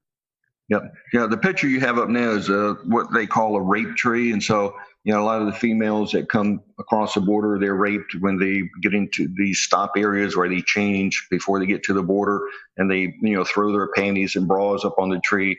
And so, Michael was correct when he said most of the women from 11 years old and older, they take birth control before they start the trek because they know they're going to get raped. Mm-hmm. So for the massive influx of immigration for security purposes, I'm not, talking about a lot of other issues, a layered border security system is critical. You have the border wall, you have sensors, you got paved roads, you have UAVs, you got light to heavy weapons, quick reaction forces, helicopter support, intelligence, and plane surveillance. Also, you have to have solutions to inspect people, boats, vehicles, rail cars at ports of entry. And so, the Border Patrol, especially along the southern border in San Diego and other areas, they find people in wheel wells, in all kinds of different places. And with the trucks, under President Bush, they allowed the Mexican trucks to come into the U.S. and the Mexican drivers to continue to driving those cargo trucks anywhere in the U.S., which is a mistake. And And so only about 1% to 2% of all cargo coming to the U.S. is actually inspected. We need to get that up to at least 80. To me, 100% would be ideal, because you have drugs embedded in coffee and just about in bananas and everything else coming across that border. So, right, and Chuck, one of the we've had that discussion with Mary Fanning and Alan Jones, where Port Canaveral was turned over to the Jafar family, who is he's the godfather of the nuclear football. That he was I guess the mastermind behind nuclear weapons in Iraq, and his family became the family that actually got the port at Port Canaveral, and then also now at Port Wilmington. And one of the things the Russians have been doing is creating these 40-foot cargo containers that they can put ballistic missile systems in those things. And if they are importing these cargo containers into the country uninspected, God knows how many of those things are already inside our country. And we have no defensive systems to shoot down missiles coming from within our country. Yeah, that is absolutely right. Now, I'm pleased to report that at Cape Canaveral, or Port Canaveral, they limited it to those containers coming in. And so the port changed direction. Very few containers now come into Port Canaveral. That's why they went to Wilmington. So now they're up there and they have plenty of cargo coming into the Port of Wilmington. But Port Canaveral changed their mind, and very few containers come into the port now. Good. Good. So, Well, we need to shut it all down, because the fact is, anytime we have that kind of a security breach, if it's being inspected, it won't be any problem at all. But as you say, under the Obama administration, it was down to less than 1% yes. of all those containers were being inspected. So. And so, again, Congress has to step up to the plate and do the immigration policies. And again, we've talked about it many times, to stop birthright citizenship, which the president just come out with on a policy on that, which is very good, on this birthright, this birth travel. And so he did a good job on that. And then, of course, the visa lottery, chain migration, and all these other programs.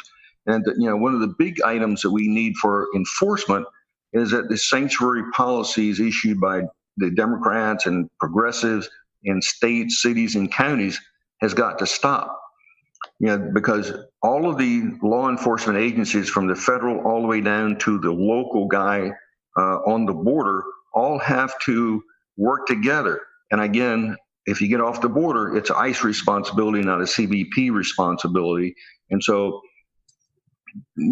at some point in time, we have to have some kind of regulation saying, if a politician in a state, city, or county anywhere in the U.S.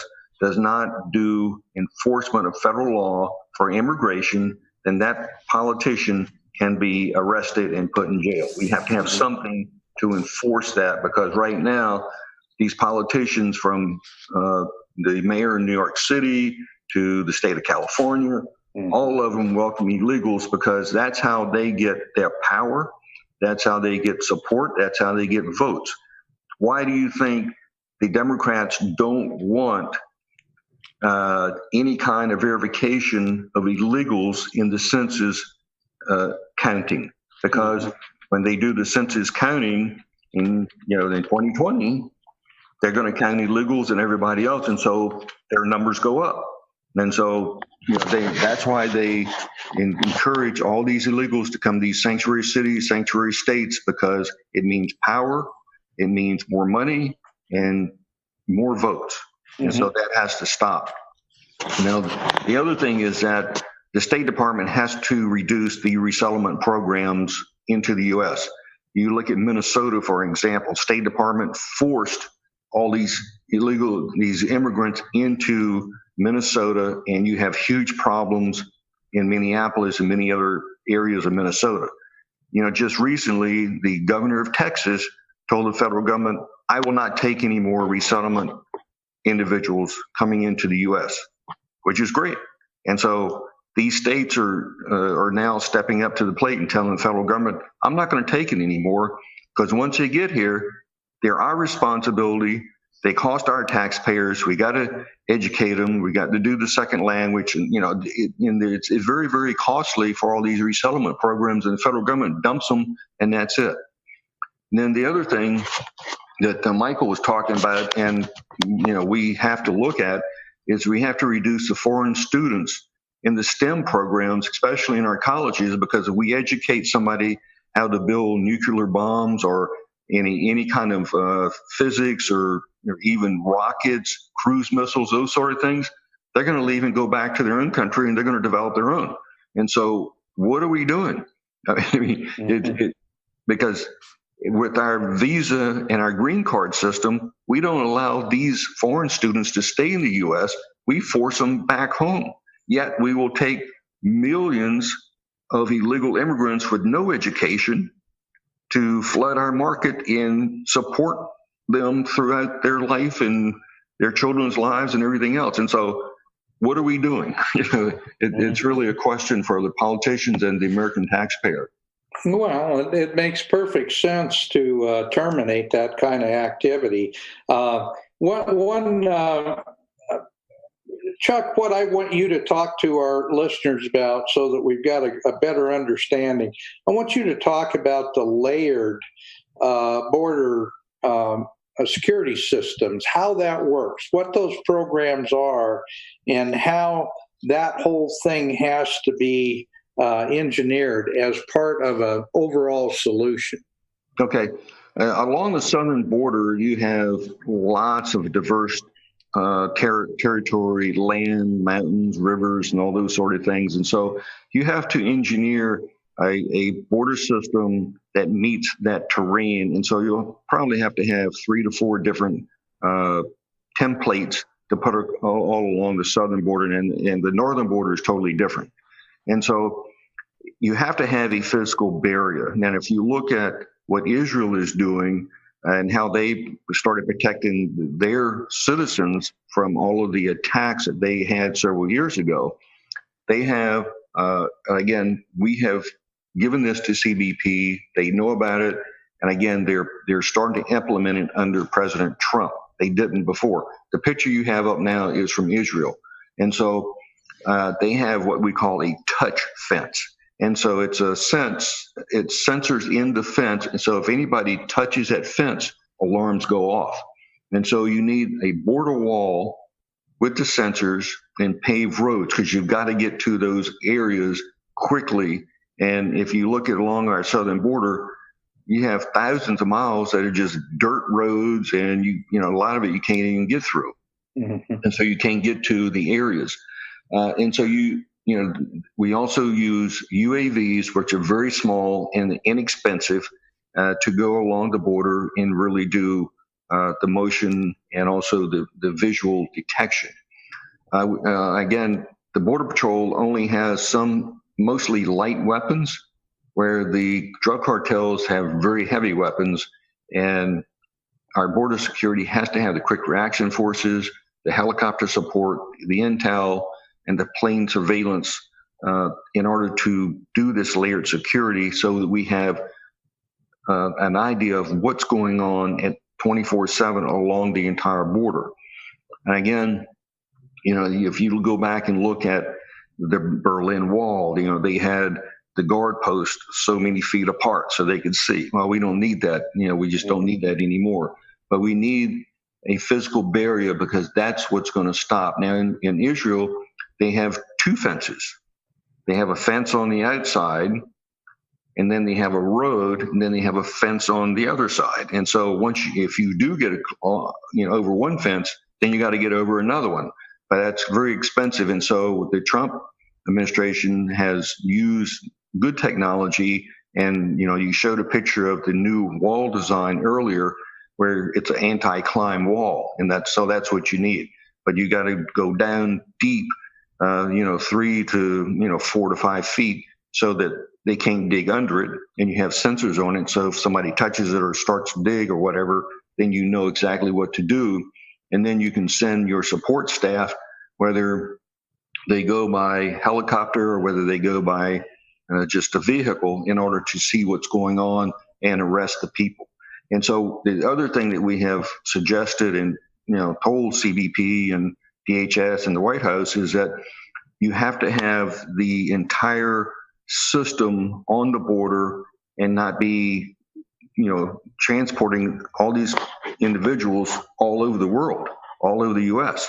And again, that's what a lot of them have done, especially in Obama. They would get them in, be catch and release, and they give them airplane tickets to anywhere in the U.S.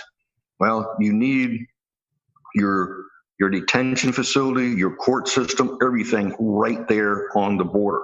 So when you arrest somebody, you detain them, you process them, you find out who they are, you vet them, then you put them into the court system. And if they have a legitimate claim, then they go one way. Probably 95% go the other way, which is south of the border.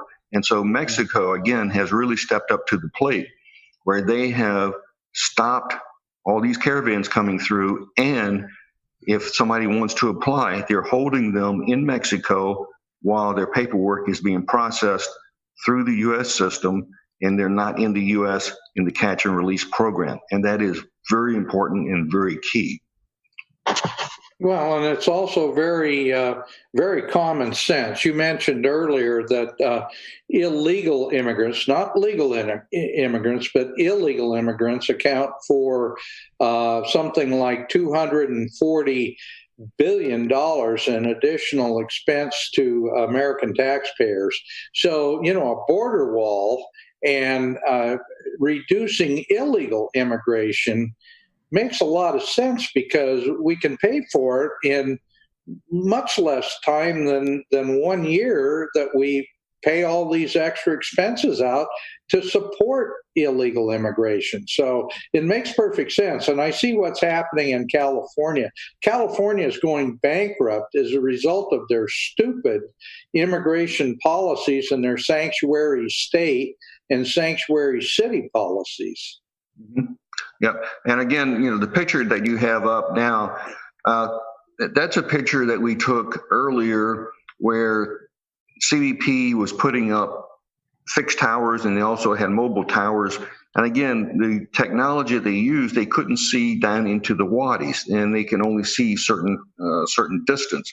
And so again, if the illegals come through the wadis, then these camera systems and sensors are not going to pick them up. And so we were telling CBP about that. And so they've changed some of those things. But again, the physical barrier works. And it's always worked. You look at the wall of China in different places. But one of the things I like to really talk about is how do you control the drug cartels and the drugs pouring across our border and killing hundreds of thousands of U.S. citizens every year? Mm-hmm. To me, I think that the administration, President Trump, the Congress has to declare that all the drug cartels, and name them by name because we know who they are terrorists. So that all nation-state militaries, all of our allies, England, France, Germany, everybody, can find them and attack them anywhere in the world. This can be coordinated with all of our allies and their military forces, just like we do now for terrorists.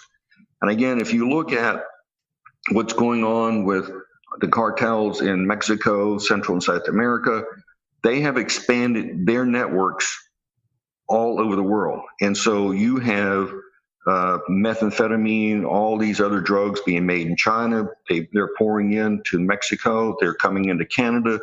Again, they're also exporting a lot of these drugs into Europe and Asia and different places. And so this is a worldwide issue.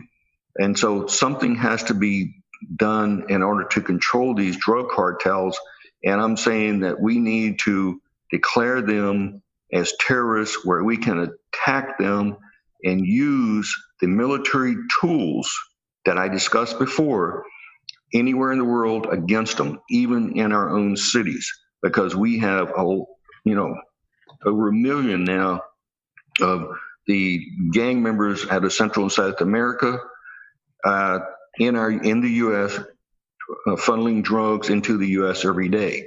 And so we need to be able to use our UAVs with munitions on them to go after them anywhere in Mexico, Central South America. And we need to help the Mexican government, Costa Rica. I mean, all the Central South American countries have the same issue.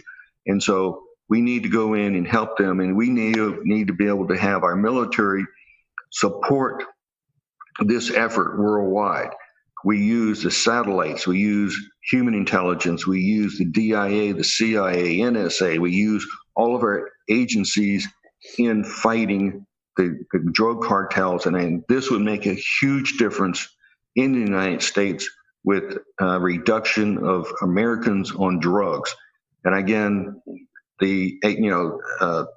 Secretary Azar has done a great job at HHS in limiting the number of opioids and other of these kind of drugs being issued by doctors and the pharmaceutical industry in the U.S.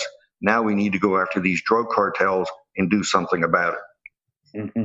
Yeah, we've had radio shows, quite a few of them, talking about psychotropic drugs and the fact that the pharmaceutical companies are promoting through our politicians and through the school system psychotropic drugs, and then these kids have these mass shootings, these school shootings, and they find out virtually every one of them are on psychotropic drugs.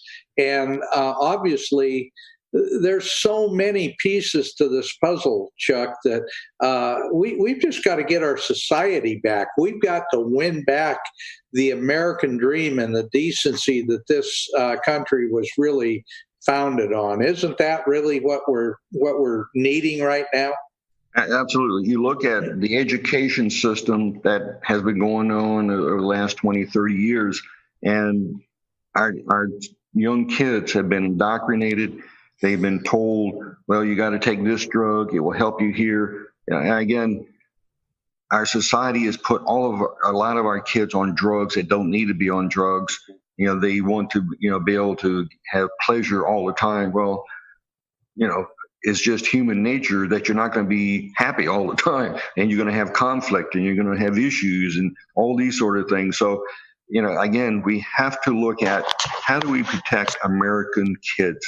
How do we educate them correctly? How do we keep them safe from drugs? How do we tell them that you cannot be using marijuana on a regular basis and expect to get a top secret clearance, or be in the SpaceX program or these other areas? I mean, by the time they smoke weed 2 or 3 times a day, their brain is just not functional in order to do the math and the physics and the other hard things that they need to do. So again, we have a lot of education to do. We have to protect our American citizens, our kids. And one way is you have to go after these drug cartels with the tools in the tool set of the military and give it to ICE, CBP, DHS, Coast Guard, all the other agencies that will help protect American citizens. Mm-hmm. Yeah, I'm a big believer in the fact that our founding fathers never intended us to be the world's policemen. They intended for us to protect our citizens and our borders, and that was the primary use that was supposed to be if we did, in fact, have a military. And that's why the Navy was created in the first place, is to be able, and it was the only full-time military branch that we were to have was the U.S. Navy, and that was to protect our country from pirates and all these things from offshore. Yeah, absolutely. And again, Michael asked, what does the average citizen do? Well, we have to elect new members of Congress in order to get large majorities in both houses of Congress.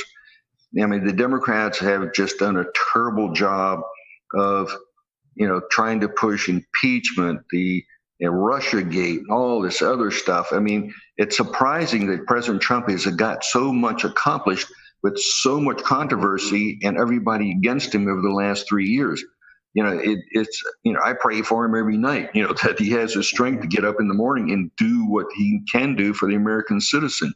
So we have to pass laws to protect U.S. citizens, not the illegals, not the terrorists or gang members. We have to declare that all drug cartels are terrorists, allow the total resources of our military on our own borders, not borders of other nations. Again, President Trump and his team have been very successful dealing with Mexico, since he has tied the USMCA for trade to enforcement policies for border security along the way. This is key. And so we have to have a concerted effort of the White House and Mexico and our Congress and everybody else, all these other nations, to combat the drugs that are pouring across the world and destroying youth and lives all over the world, not just the U.S. And so, we have to make sure that in 2020, the election is for President Trump, and we put the House and this back into the Republican Party, keep majority in the Senate, and start doing the work for the American people, and not the progressives or the socialists or the communists that are in the Democrat Party. Well, and Chuck, to shore up what Michael is talking about, we need to make sure that the progressives in the Republican Party get their butt booted out as well. We need to make sure that people who get elected to office are concerned about keeping America. Yeah, I am shocked at our good senator from Utah, Mitt Romney. I mean, what a pious guy he is. I mean, he's not doing anything for Utah and the nation. He has a vendetta against Trump, and he's just sour grapes because he lost against Obama, which he ran a terrible race and never did anything to promote himself and say, yeah, I'm a rich guy and I'm going to show America how to do the same thing. I mean, he was just terrible at that. And, unfortunately, people of Utah elected him. And I tell you what, the Republicans in Utah are going to start passing legislation that is going to target and cut his wings, hopefully. Yeah, I think he's done as a political candidate after this last couple of weeks. So, Chuck, thank you for being our guest. We're out of time. I see Patrick Howley's ready to start his program. I welcome you to stay on for a few minutes on video so that you can, and cut your sound so that you can watch what Pat's doing. But sure. Anyway, thank you, and thank you again, and we'll get you back certainly within the next month or so. Okay, thanks a lot. Thank you. Have a nice evening. Bye. All righty. Patrick, thank you for being patient, and we're turning the program over to you, and have a wonderful show. Look forward to see what you do.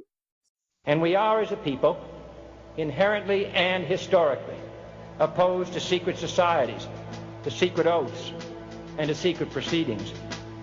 For we are opposed around the world by a monolithic and ruthless conspiracy that relies primarily on covert means for expanding its sphere of influence.